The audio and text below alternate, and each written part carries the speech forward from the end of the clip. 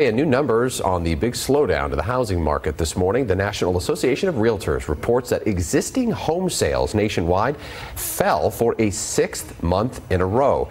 Compared to last year, the numbers are down 20%.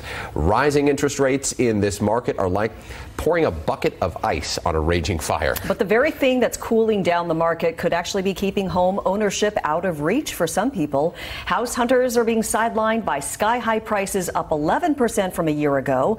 Rising mortgage rates are adding hundreds of dollars to monthly payments as well.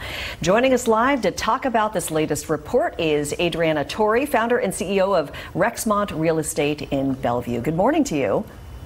Hey, good morning, Jake and Mimi. Happy to be here. Yes. Okay, so we just talked about the nationwide trends. These are what we're seeing across the country. What's happening, though, in the Seattle area? Is it reflective of what's happening countrywide? For the most part, the real estate market is in a very different environment than what it was a few months back. So let's break this down. With the increases on interest rates and the amount of home inventory, the market more and more is finding an equilibrium. So the total number of active single-family and condo listings across all counties in Washington state, as of July of 2022, they were at 15,381 compared to a little over 7,900 for July of 2021. So that's a 93% increase of almost or a double. Year after year, year over year, and compared to the previous month of June of this year, so active listings were at 11,883. That's a 29% increase. So what does this all mean? We're going back to pre-COVID times where homes are still selling at a profit, and for homes to significantly come down in value in a more systematic way, we need to have an oversupply. And yes, we're at 93% on more supply of homes comparing to a year ago, though not anywhere near yet a major recession or a major shakeup where you see supply going over 50,000 active listings, and where you see on those markets as well 30% of or more of homes of those homes selling at a loss. Yeah. So one thing to keep in mind here is that the fundamental question here is, that we are going back to pre-COVID times, which at that time was still a hot market.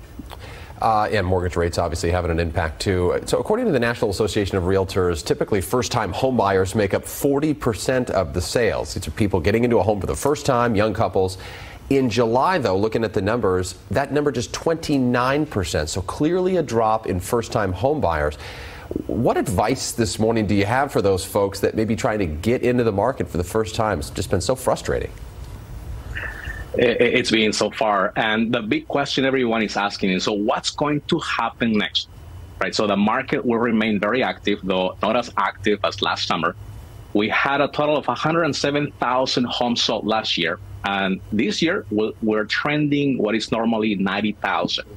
So, and we need to get that back down to that. So you're going to hear conflicting reports. Home prices are selling higher more than ever. Those were properties that were negotiated back in the winter time. Then you're going to hear reports, home sales are coming down. So sales are going to need to come down for the market to regulate. Sales will be slower for sure compared to last year. So buyers who are feeling a little bit frustrated, and we're paying a little bit of a higher interest rate.